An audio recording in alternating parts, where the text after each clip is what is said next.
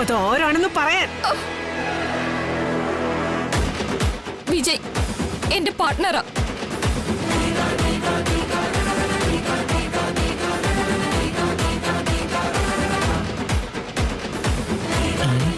പാർട്ട്ണറോ? ഞങ്ങൾ കുറച്ചു നാളായിട്ട് ലിവിംഗ് ടുഗദറാ.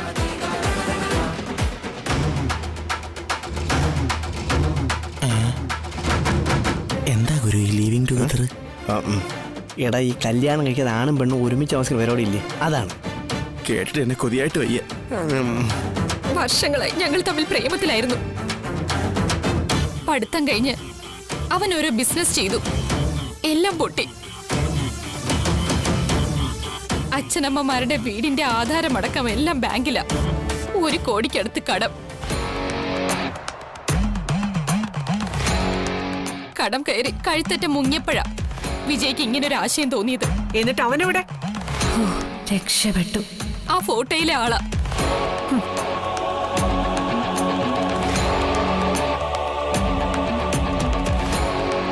വിജയ് ഒരിക്കലും മുന്നിലേക്ക് വരില്ല, പിന്നിലേ നിൽക്കൂ എന്നായിരുന്നു ധാരണ.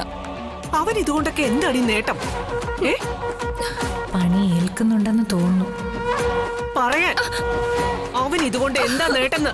രോഹിതിന്റെ കല്യാണം സത്യാമ്മയാ നടത്തി കൊടുക്കുന്നതെന്ന് അറിഞ്ഞു. ഇപ്പൊ സുസ്മിതയുടെ ദേഹത്തിട്ടിരിക്കുന്ന ഈ ആഭരണങ്ങൾ മാത്രം മതി ഇപ്പോഴത്തെ കടങ്ങളൊക്കെ വീട്ടി ഒന്ന് പിടിച്ചു നിൽക്കാൻ. അങ്ങനെ രോഹിത്തിന്റെ ജീവിതത്തിൽ ഒരു സുസ്മിതയുണ്ടെന്ന് അറിഞ്ഞ് എല്ലാം പ്ലാൻ ചെയ്ത് തന്നെയാ വിജയ് അയച്ചത്.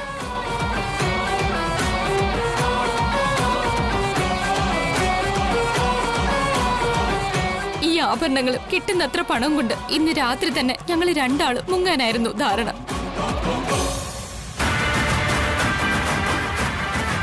പിന്നെ കല്യാണത്തിന്റെ കാര്യം പറഞ്ഞ് രോഹിത്തിനെ ഇടയ്ക്കിടെ ബ്ലാക്ക്മെയിൽ ചെയ്ത് പണം തട്ടാനും പദ്ധതി ഉണ്ടായിരുന്നു. അപ്പോ ഇവളാള് കൊള്ളാലോ. നിനക്ക് അഭിനയിക്കാൻ മാത്രമല്ല കഥയുണ്ടാക്കാനും അറിയാം അല്ലേടേ? വിശ്വസിച്ചും തോന്നുന്നു. ഇവളെന്താ ഞാൻ ചെയ്യേണ്ടത്?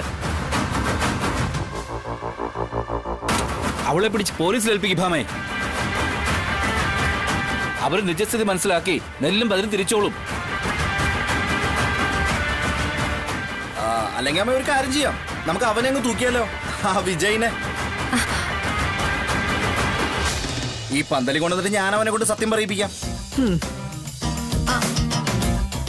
എന്താ? ഏയ് വേണ്ട വേണ്ട, അതൊന്നും വേണ്ട. അതെന്താ സുസ്മിതേ വേണ്ടാത്തെ? അല്ല, കേസും വഴക്കൊന്നും വേണ്ടാന്ന് കരുതിയിട്ടാ. പോരാത്തതിന് ഇവിടെ ഒരു മംഗളകർമ്മം നടക്കുകയല്ലേ. ആ അത് ശരിയാ. സുസ്മിതയുടെ കഴുത്തിൽ താലി വീഴണം, അത് തന്നെയാ പ്രധാനം. എന്നാലും ഇവൾ എന്നോട് ചെയ്തത് മഹാപരാധമാണെങ്കിലും അത് ക്ഷമിക്കാൻ ഞാൻ തയ്യാറാ. ജീവിക്കാൻ വേറെ നിവൃത്തിയൊന്നും ഇല്ലാത്തോണ്ടല്ലേ. ഇവള് പറഞ്ഞ പോലെ ആത്മഹത്യയോ മറ്റോ ചെയ്താ അതിന്റെ പാപഭാരം പേര് നടക്കേണ്ടി വരില്ലേ നമ്മൾ? സുസ്മിത ഇത്രയും മഹാമനസ്കയാണെന്ന് ഞാൻ അറിഞ്ഞില്ല കേട്ടോ. ജന്മന അവൾ അങ്ങനെയാ മോളെ. ഒരു ഉറുമ്പിനെ പോലും നോവിക്കുന്നത് ഇഷ്ടമല്ല അവൾക്ക്.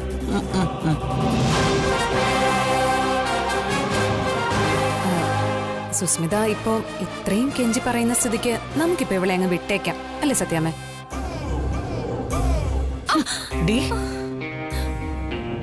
മേലാൽ ഇത്തരം എന്തേലും കേസിൽ നിന്റെ പേര് ഞാൻ കേട്ടാൽ സത്യഭാമയെ നീ മണ്ടിയാക്കാൻ ശ്രമിച്ചതെന്ന് ഓർത്തോണം. അടങ്ങി ഒതുങ്ങി എവിടെയെങ്കിലും പോയി ജീവിച്ചില്ലെന്നുണ്ടെങ്കിലേ ഇതിന്റെ കൂടി പിഴ ചേർത്ത് നീ അടയ്ക്കേണ്ടി വരും അടുത്ത തവണ.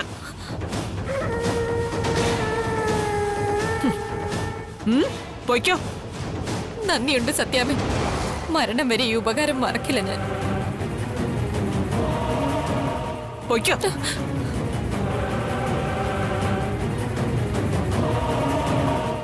പൊയ്ക്കോ പൊയ്ക്കോ.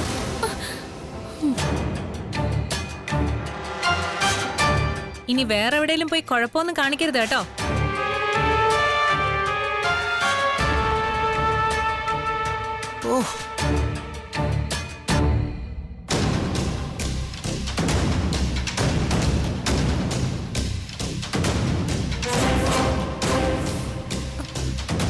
എന്താ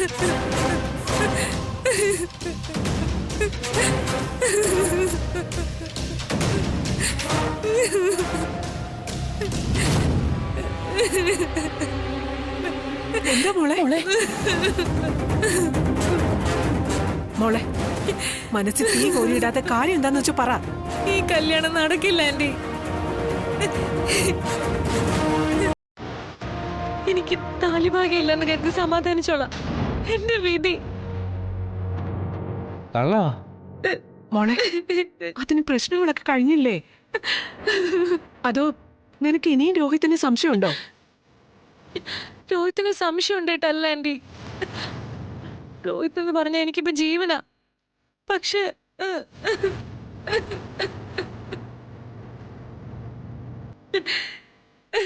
മുഹൂർത്തം കഴിഞ്ഞു പോയ ആന്റി.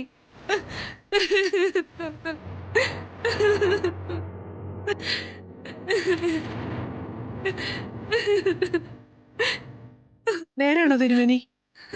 അതെ, മുഹൂർത്തം കഴിഞ്ഞിരിക്കുന്നു.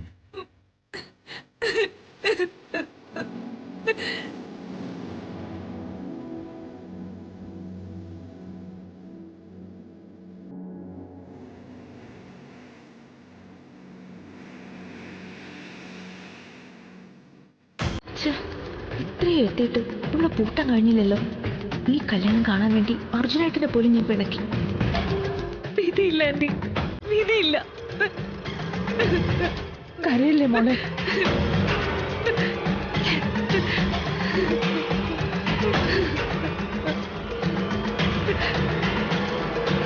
സുസ്മിതേ, സാരമില്ല, നീ സമാധാനിക്കേ. വിധിച്ചതല്ലേ നടക്കൂ.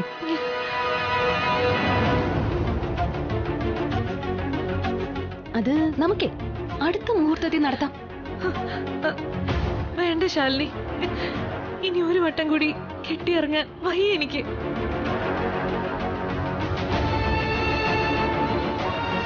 ഒന്നല്ല 3 വട്ടമാ പിഴച്ചത്.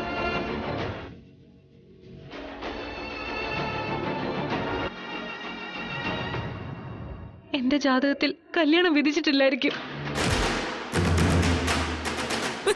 ഇന്ന് തന്നെ 2 മുഹൂർത്തം ഇല്ലേ തിരുമേനി? മുഹൂർത്തം നോക്കിയപ്പോ പിള്ളച്ചേട്ടനോട് അങ്ങനെയല്ലേ പറഞ്ഞേ? അതെ കുഞ്ഞെ, പറഞ്ഞിരുന്നു.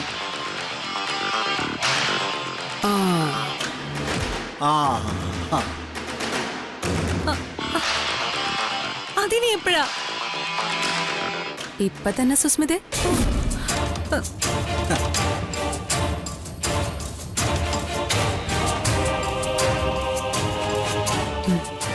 ഇങ്ങതാ പ്രീതി. ദേ 1 മിനിറ്റിൽ തുടങ്ങും. അങ്ങനെയല്ലേ തിരുമേനി? അതെ. അങ്ങനെ ഏതെങ്കിലും മുഹൂർത്തത്തിൽ നടത്താനുള്ളതാണോ കല്യാണം? കണക്കൂട്ടൽ പിഴിച്ചാലേ എന്റെ ജീവിതമാ. തിരുമേനി എന്ത് പറയുന്നു? കുട്ടി പറഞ്ഞത് തെറ്റാണ്. 2 മുഹൂർത്തങ്ങളുള്ള വിശേഷ ദിവസമാണെന്ന്. വാസ്തവം പറഞ്ഞ ആദ്യ മുഹൂർത്തത്തെക്കാൾ വിശേഷം ഇപ്പോഴത്തേതാണ്.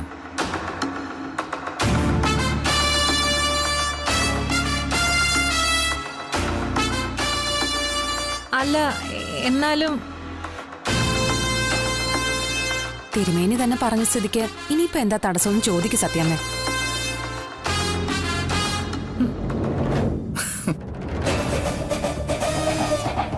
സുസ്മിതേ, കല്യാണം നടക്കട്ടെ. മോൾ അവിടെ കയറിയിരിക്കും. ആന്റി. സുസ്മിതേ,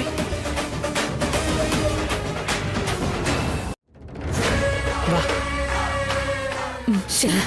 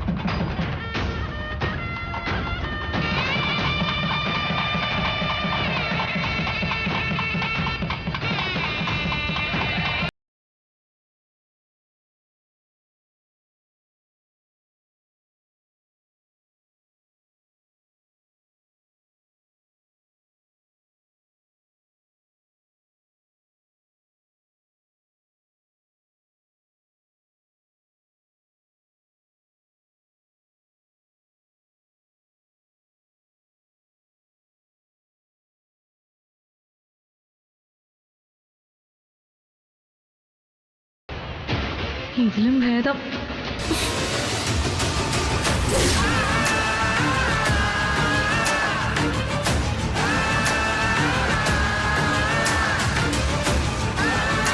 ഇനി വധൂവരന്മാർ പരസ്പരം ഹാരം അണിയിക്കാം. ആ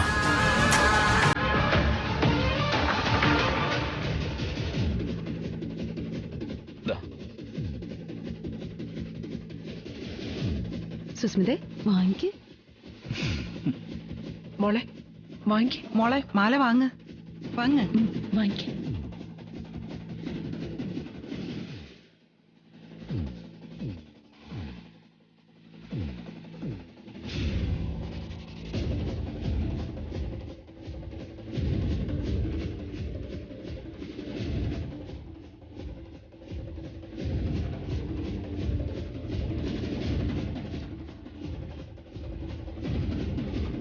ഇട്ടുകൊടുക്ക സുസ്മിതേ, ഇട്. മോളെ മലയിട്.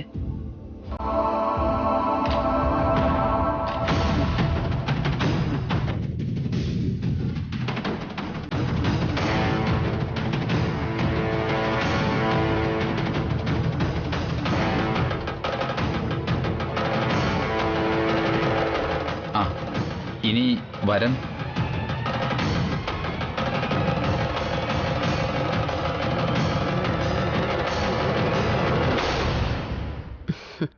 തല കുനിച്ചു കൊടുക്ക സുസ്മിതേ.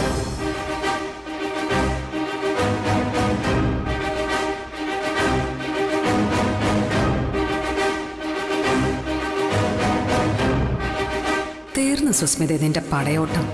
ശുഭം.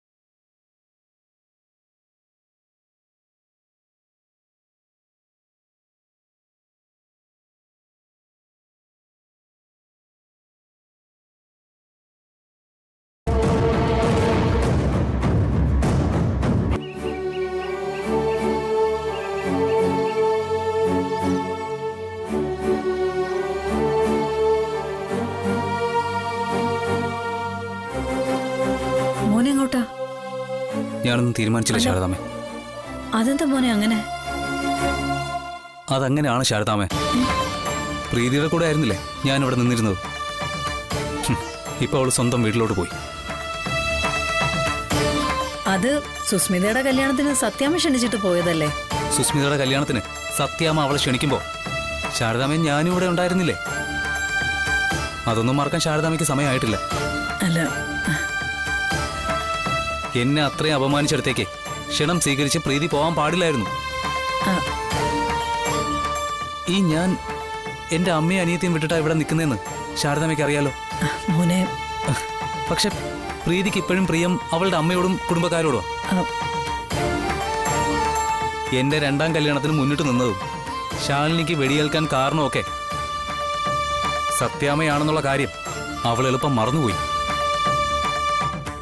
മോൻ പറയുന്നതൊക്കെ എനിക്ക് മനസ്സിലാവുന്നുണ്ട്. പക്ഷെ ശാലിനിയും പോയല്ലോ സുസ്മിതയുടെ കല്യാണത്തിന്. ശാലിനിക്ക് അപകടം പറ്റിയപ്പോ സത്യാമ്മയുടെ ഏറ്റവും കൂടുതൽ ദേഷ്യം കാണിച്ചത് വിഷ്ണുമോനല്ലേ? അവനും പോയില്ലേ? അതും സത്യാമ്മയോടുള്ള പ്രിയം കൊണ്ടൊന്നുമല്ല. വിഷ്ണു, ശാലിനിയും പ്രീതിയൊക്കെ സത്യാമ്മയുടെ വീട്ടിലുണ്ടായിരുന്നപ്പോ അവരോട് ഏറ്റവും കൂടുതൽ പോരടിച്ചത് സുസ്മിതയാ. സ്വന്തം മകളെക്കാൾ വിശ്വാസമായിരുന്നു സത്യാമ്മയ്ക്ക് അവളെ. വിഷ്ണുവിനൊപ്പം ശാലിനിയെ ജീവിക്കാൻ അനുവദിക്കില്ലെന്ന് പ്രതിജ്ഞ ചെയ്തതുപോലെ ഉണ്ടായിരുന്നു അവള്. അർജുൻ മോനോ രാഘവേട്ടനോ അടക്കം ആര് പറഞ്ഞിട്ടും സത്യാമ്മ ചെവി തന്നില്ല. എല്ലാവർക്കും ഇടയിലുള്ള മറയായിരുന്നു സത്യാമ്മ. സുസ്മിതയോടുള്ള അന്ധമായ വിശ്വാസത്തിൽ സത്യാമ്മ വേണ്ടാത്തത് പലതും ചെയ്തു. സത്യാമ്മയുടെ വാത്സല്യത്തിന്റെ കനിവില് സുസ്മിതയും പല ക്രൂരതകളും കാട്ടി. കാടിറങ്ങി ആനയെപ്പോലെ ആരെയും വകവയ്ക്കാതെയുള്ള ആ പാച്ചിലിന് ഒരു അറുതി വരുത്താൻ ഒന്നിച്ച് ശ്രമിച്ചവരാ വിഷ്ണുവും ശാലിനിയും പ്രീതിയും. സുസ്മിതയുടെ കഴുത്തിൽ ഒരു താലി വീണ് അവളെ മറ്റൊരു വീട്ടിലേക്ക് പറഞ്ഞയക്കുന്നത് തന്നെയാ അതിനുള്ള പരിഹാരം. അല്ലെങ്കിൽ നിങ്ങളുടെയൊക്കെ ജീവിതത്തിൽ ഒരു മുള്ളായിട്ട് അവൾ എന്നും കിടക്കും മോനെ. മോനെ, നിങ്ങൾ രണ്ടാളുടെയും കുഞ്ഞിനെ പായസത്തിൽ വിഷം കലർത്തി അരുംകൊല ചെയ്തത് അവളാണെന്ന് നിയമത്തിനും സത്യഭാമയ്ക്കും ഒഴികെ എല്ലാവർക്കും അറിയാം. ശാലിനിയും വിഷ്ണുവിനെയും തമ്മിൽ അകറ്റാനും അവൾക്ക് സത്യാമ്മയുടെ വീട്ടിൽ കടിച്ചു തൂങ്ങി നിൽക്കാനും വേണ്ടിയിട്ടായിരുന്നു അത്. ആ അവള് സത്യാമ്മയുടെ വീട്ടിൽ നിന്ന് പടിയിറങ്ങുന്നത് കാണാൻ പ്രീതി വേണ്ടേ മോനെ?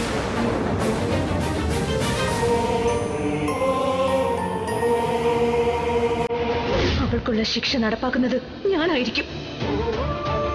ഈ കൈകളുണ്ട് ജീവനറ്റ് പോകുമ്പോ നമ്മുടെ കുഞ്ഞ് എന്തുമാത്രം വേദനിച്ചിട്ടുണ്ടാവും. അവസാന ഹൃദയത്തുടിപ്പ് നിലയ്ക്കും വരെ പ്രാണന് വേണ്ടി പെടഞ്ഞ് ആരും കേൾക്കാതെ നിലവിളിച്ചിട്ടുണ്ടാവില്ലേ? എന്റെ അമ്മയുടെ അരുമയായി ഇപ്പോഴും ഞാൻ ഉറങ്ങുന്ന ബെഡിൽ അവൾ കിടക്കാം. ഇനി ഞാനത് അനുവദിക്കില്ല. നമ്മുടെ കുഞ്ഞിന്റെ ജീവൻ എടുത്തവളും ഞാനും ഒരുമിച്ച് ഈ ഭൂമിക്ക് മീതെ വേണ്ട. ഞാൻ തീരുമാനിച്ചു കഴിഞ്ഞതാ. ഒരമ്മയുടെ ശപഥായത്.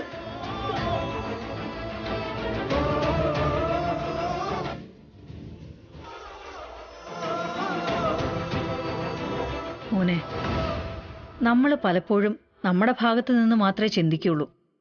മറ്റുള്ളവരങ്ങനെ ചെയ്തത് എന്തിനാന്നും കൂടി ഒന്ന് ചിന്തിച്ചു നോക്കിയാൽ നന്നായിരിക്കും. നമുക്കൊപ്പം ഉള്ളവരെങ്കിലും.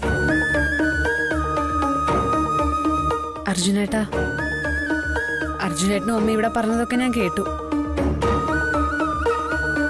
ബന്ധങ്ങളെ തകർക്കാൻ എളുപ്പമാ, പക്ഷെ മുറിഞ്ഞുപോയത് കൂട്ടിച്ചേർക്കാൻ വളരെ ബുദ്ധിമുട്ടാ.